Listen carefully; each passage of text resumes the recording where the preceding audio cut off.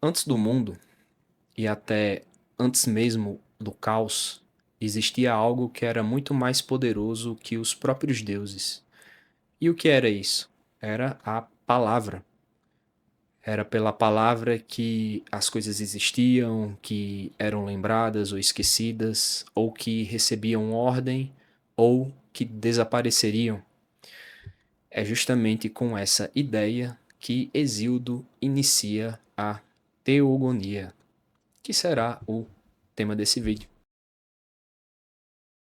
Para entender a teogonia, a gente precisa primeiro olhar para as forças que fundamentam o poema, que eram quais? A linguagem, a memória, o poder e o destino.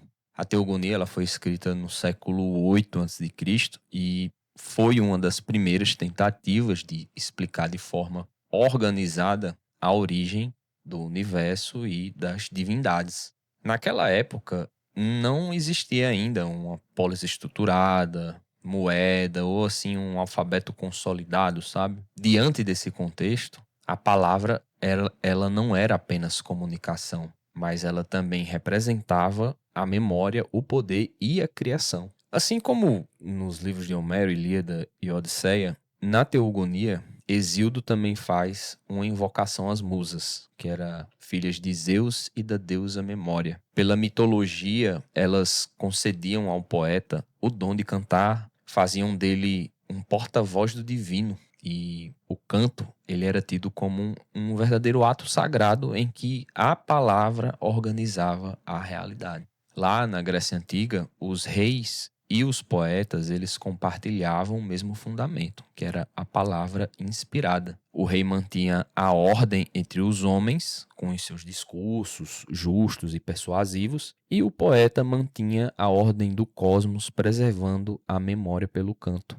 Até Zeus dependia disso, porque a soberania dele era celebrada pelas musas e era legitimada pelo canto. Nessa parte introdutória, Hesíodo ainda mostra que existe a moira, ou seja, o destino. Ela era uma força inevitável a qual até os deuses estavam submetidos. A teogonia não começa pelo caos, mas pela certeza de que o universo só existe porque ele pode ser dito, lembrado e organizado pela palavra, e pela memória, e pelo poder e pelo destino. Aí agora, após essa entrada, Exildo entra no primeiro. Não vou dizer o primeiro capítulo, porque eu nem sei se esse livro era dividido assim em capítulos, essa história. Mas vou dizer o primeiro tema dele. E esse primeiro tema são exatamente os deuses primordiais. Só agora os deuses primordiais vão entrar em cena. A narrativa da teogonia ela começa com o surgimento das primeiras forças cósmicas. O primeiro deles é o caos, mas não é o caos desordem no sentido moderno, né, que a gente está habituado a pensar, mas um caos que é um vazio, né, meio contraditório, mas é isso, é um vazio, um abismo, um espaço de onde tudo pode surgir. Lembra muito esse conceito aí que o povo fala da mecânica quântica, do vácuo quântico, que de vácuo não tem nada, todas as potencialidades estão lá dentro. Então, o caos da teogonia se assemelha muito a essa ideia. É um vazio, mas é um vazio que contém todas as possibilidades. Junto com o caos também nascem a Terra, Gaia, o Tártaro e Eros. São essas quatro forças: caos, Terra, Tártaro e Eros. Gaia é Terra e Terra é Gaia. Gaia, ela representa a base firme sobre o qual tudo se apoia. O Tártaro, ele simboliza a profundidade, o limite mais distante e sombrio do cosmos. E Eros é a força de atração, o desejo que une os seres e torna possível a criação. Até então, a gente não está falando de personalidades, aliás, de entidades personificadas ou personalizadas. Elas são, na verdade, princípios fundamentais de construção da realidade.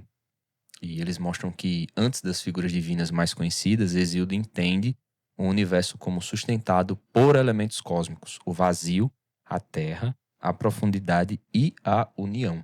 Até agora já deu para sentir que a teogonia ela não se resume a mitos e personagens, né? É uma explicação do mundo a partir de princípios que organizam a existência desde o início.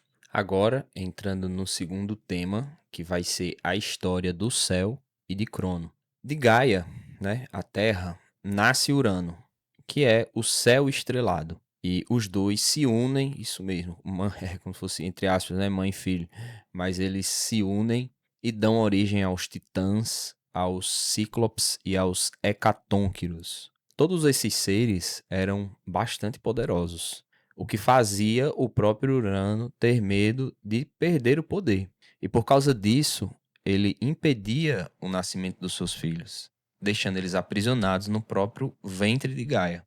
Mas aí, um determinado dia, Gaia, revoltada, ela cria uma foice de ferro e pede para que seus filhos se levantem contra o pai. O único que aceita é Crono, que era o mais novo dos titãs. Aí, um determinado dia, quando Urano vai lá se unir, copular com Gaia, Crono vai e castra ele com a foice. Aí, do sangue de Urano, nasce novas entidades, como as Eríneas e os Gigantes. Do sêmen que foi lançado ao mar, vai nascer Afrodite, que é a deusa do amor. Esse episódio entre Urano e Crono marca o primeiro ciclo de sucessão da teogonia. O poder entre os deuses não era assim algo fixo, mas era marcado por conflitos violentos. Essa separação entre céu e terra, causada por Crono, apesar de ter sido um evento traumático, paradoxalmente foi um evento que também causou mais organização ao cosmos. E um pano de fundo, né, desses conflitos que vão acontecer, né, de gerações que vai marcar a teogonia, é que justamente durante esses conflitos o universo vai se organizando com base nesses conflitos. A coisa vai ficar mais clara lá na frente. E aí a gente entra no terceiro tema da teogonia, que é sobre os filhos da noite. A noite, que era uma deusa, sozinha, ela acaba gerando uma descendência. Dela vão nascer as forças sombrias e inevitáveis da existência. Que são quais? Vou citar algumas: morte, sono, engano, miséria, luta, velhice, discórdia, entre muitas outras. Essas figuras também não são personificadas, elas representavam condições, aliás, representam condições permanentes da vida, né? Experiências que todos uma hora vão enfrentar. O que há de comum, né, entre esses filhos da noite é que todos eles representam aspectos obscuros da realidade. Para os gregos antigos, o cosmos não era feito apenas de luz e ordem. Desde o início, junto com a criação, estão também a dor, o limite e o sofrimento. A teogonia, ela assume que o mundo é dual. Deuses e forças positivas surgem ao lado das negativas. Depois disso vem o quarto tema da teogonia, que é a linhagem do mar. Hesíodo, ele vai dizer que do encontro de Gaia com o oceano, que era o mar primordial, vão nascer as divindades marinhas, como Nereu, chamado de o Velho do Mar, e também Talmas, Forces, Seto e Euríbia. De Nereu são geradas as Nereidas, que eram 50 deusas do mar, cada uma representando aspectos diferentes das águas: a tranquilidade, a tempestade, a profundidade, a beleza, a correnteza. O mar, ele aparece como uma fonte inesgotável de vida e diversidade. Essas genealogias, elas mostram que o mar não era assim, ele não tinha apenas uma função física, mas ele era uma potência divina. O mar era imprevisível e fértil, ele era capaz de nutrir e destruir. Ele era retratado como uma das grandes forças que estruturavam o cosmos. Depois disso, a gente entra no tema 5, que é a linhagem do céu. Hesíodo vai dizer que da união de titãs e outras divindades nascem as forças ligadas ao céu. Entre elas estão Hélio, o Sol, Selene, a Lua, e Eos, a Aurora. Cada um tem uma função de marcar o tempo e regular os ciclos do mundo. Com Hélio surge a ordem do dia, com Selene a medida das noites e dos meses, e com Eos, a Aurora, o início de cada novo ciclo. Essas figuras, elas não eram apenas deuses com rosto humano, mas eles expressavam o movimento contínuo do céu através desses movimentos, Hesíodo mostra que como o cosmos ganha ritmo, como ele ganha medida e como ele ganha estabilidade. E aí a gente entra no sexto assunto da teogonia, que é um hino à deusa Hécate. Hesíodo ele destina uma parte só para falar dessa deusa. Em meio às genealogias, existe a deusa Hécate. Ela é representada como assim, uma deusa singular, honrada e acima de muitas outras. Hécate possuía tanto poder sobre o céu, sobre a terra e sobre o mar. Ela concedia vitórias, prosperidade, proteção aos lares e também fertilidade às colheitas. O domínio de Hécate ele se estendia tanto aos deuses quanto aos homens. Esse destaque a Hécate mostra a importância dela no culto popular grego. Ela não aparece apenas como parte da linhagem divina, mas sim como uma figura de grande prestígio e influência prática na vida das pessoas. Depois dessa homenagem a Hécate, aí Hesíodo vai entrar no nascimento de Zeus. O que é que aconteceu? Crono, depois de derrotar o pai dele, Urano, ele teme que seus próprios filhos o derrubem, né? O mesmo que ele fez com o pai. E por isso, cada vez que a esposa dele, Reia, dava à luz, ele devorava a criança. E assim os deuses, eles meio que quando nasciam, mas pouco tempo já ia, né, para a barriga de Crono. E revoltada também, né, a esposa de Crono, Reia, ela vai e busca ajuda. E quando Zeus nasce, ela esconde ele em uma caverna em Creta e entrega a Crono uma pedra em volta de panos, né, para ele engolir pensando que era o filho. E aí, durante esse tempo, Zeus cresce, ele é alimentado e protegido, até que ele se torna forte o bastante para enfrentar seu pai. E aí, com a ajuda da deusa Metis, Zeus ele faz Crono ingerir lá uma poção, um negócio que fazia a pessoa regurgitar, vomitar. E foi o que aconteceu a Crono. Crono acabou vomitando, e nesse vômito, vários dos irmãos de Zeus, eles acabaram sendo expelidos. Quem foram esses irmãos? Poseidon, Hades, Hera, Héstia e Deméter. E esse episódio vai marcar o início de uma nova geração de deuses, dessa vez liderada por Zeus, que começa, né, a preparar a queda de Crono. Depois desse episódio, vai ser iniciada a guerra, né, da geração de Crono com a de Zeus. Mas é aí que tá, Hesíodo vai falar só um pouquinho mais na frente, porque no tema 9 ele vai falar sobre a história de Prometeu. Prometeu era um titã, e ele tinha uma afeição, uma compaixão especial pelos humanos. E ele também ele também não, meio que não respeitava muito os Zeus, né? Durante um sacrifício a Zeus, ele pega um boi, ele divide esse boi em partes e ele bota as partes nutritivas, que eram a carne e as vísceras, ele esconde sobre o estômago do animal para aparentar que não eram boas, sabe? E aí, na outra parte, ele reúne os ossos, dá um banho lá de gordura, ele faz uma magia lá para que eles parecessem assim suculentos, sabe? E Zeus vai e escolhe os ossos, né, ludibriado por Prometeu. E Zeus não gosta, Zeus fica puto com Prometeu, ao ponto de recolher, retirar, tomar dos homens que tinham acabado de serem criados por Prometeu. Zeus toma o fogo e deixa os homens, a humanidade, no escuro. Mas aí Prometeu, mais uma vez, ardiloso, vai e rouba esse fogo sagrado dos deuses para dar novamente aos humanos. E aí Zeus fica mais puto ainda, né, com Prometeu, e acorrenta ele numa montanha no Cáucaso e coloca uma águia para todo dia ir lá comer o fígado de Prometeu. Como Prometeu era um titã imortal, o seu fígado todo dia se regenerava, né? E aí ele ficou durante muito tempo nessa agonia. Só ia ser solto lá na frente por Hércules, em um outro contexto. É nessa parte também que Hesíodo vai contar a história de Pandora, aquele negócio envolvendo a caixa de Pandora, que havia todas as mazelas, que os deuses criaram Pandora e encheram ela de coisas boas, mas colocaram esse presentinho e toda aquela... Eu não vou me aprofundar nessa história de Pandora, porque todos nós já sabemos e isso vai deixar o vídeo muito longo. Então eu vou pular essa parte e vou entrar no nono tema da teogonia, que é a titanomaquia. A titanomaquia é o nome da guerra que aconteceu entre Zeus e seus irmãos com o seu pai Crono.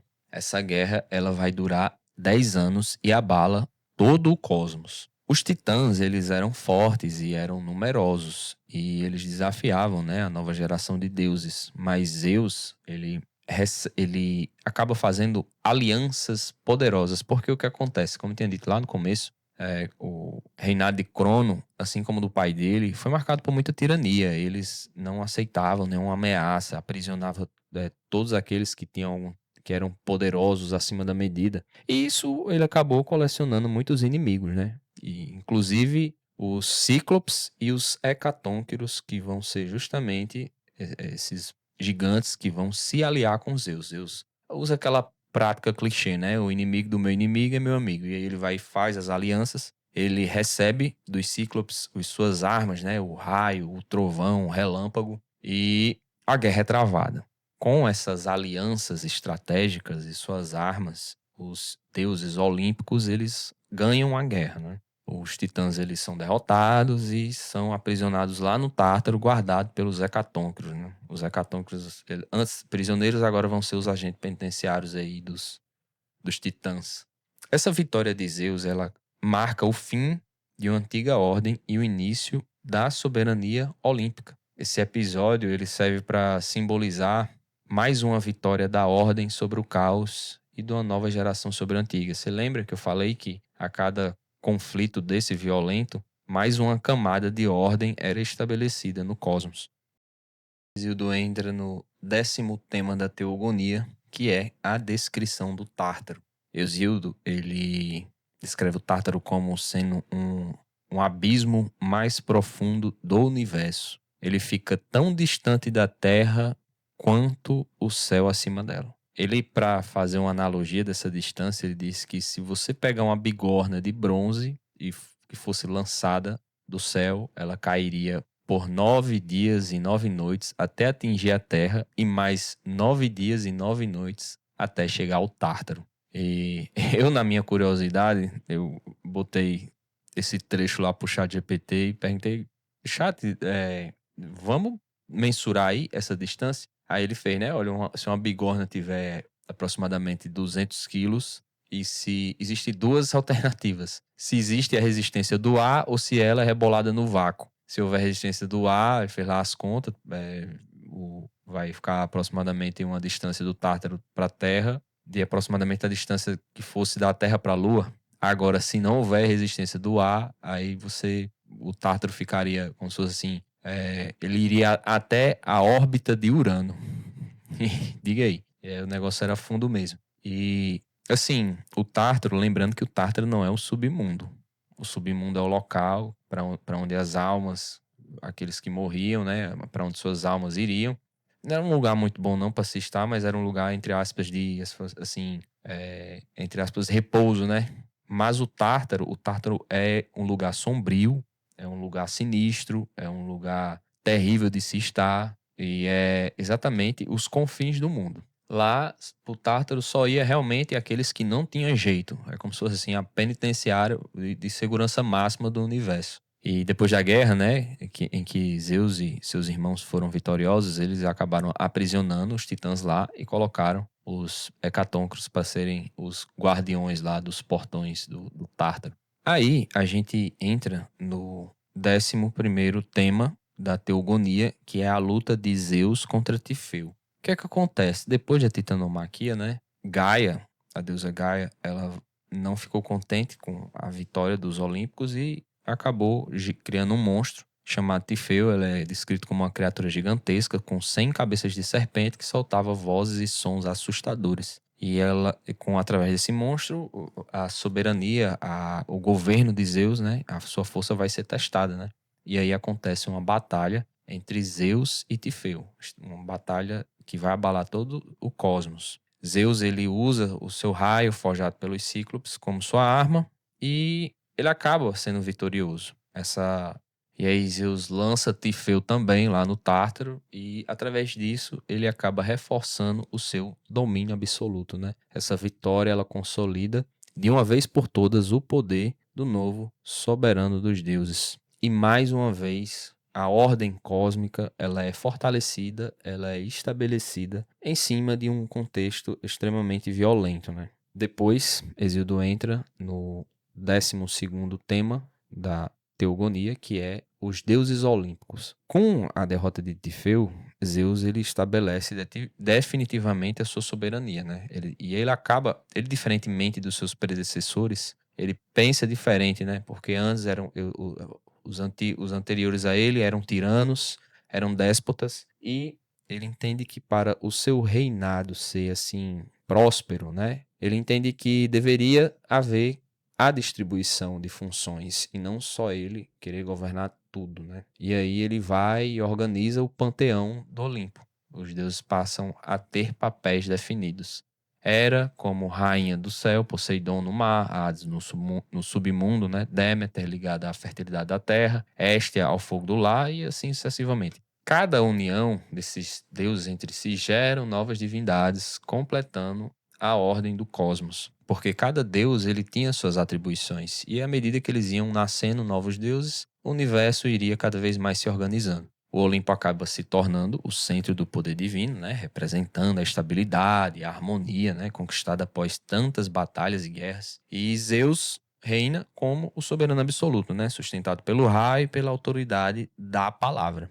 E aí a teogonia termina mostrando como, a partir do caos, surgem uma ordem organizada, marcada pela hierarquia dos deuses e pela vitória definitiva dessa nova geração. Então, se eu pudesse resumir a teogonia, ela é exatamente uma explicação de como o universo passou do vazio primordial para uma ordem estável, com cada parte dessa narrativa, né, mostrando essa transição do caos ao surgimento da Terra, das lutas entre gerações divinas e até a vitória de Zeus e a consolidação do Olimpo. Então é isso, meus amigos. Esses foram aí os devaneios que eu tinha para externar sobre esse livro. E caso você seja uma pessoa que tenha interesse sobre esses assuntos, sobre mitologia, sobre clássicos da literatura mundial, mas acha eles um pouco chato de se ler, Teogonia é um poema. Nem todo mundo tem saco para ler ele e tentar entender. Se você é esse tipo de pessoa, eu criei um livro chamado Teogonia para Iniciantes, uma leitura fácil e resumida do poema de Hesíodo. É uma adaptação, é uma leitura mais fácil, uma leitura fluida, uma leitura resumida para você ler sem ler, ter noção de tudo que aconteceu, sem perder nenhum detalhe. Tô deixando aqui o link na descrição desse vídeo, beleza? Então é isso. Se você gostou, curta, comente, compartilhe e eu vejo você no próximo vídeo. Tamo junto, é nóis. Valeu.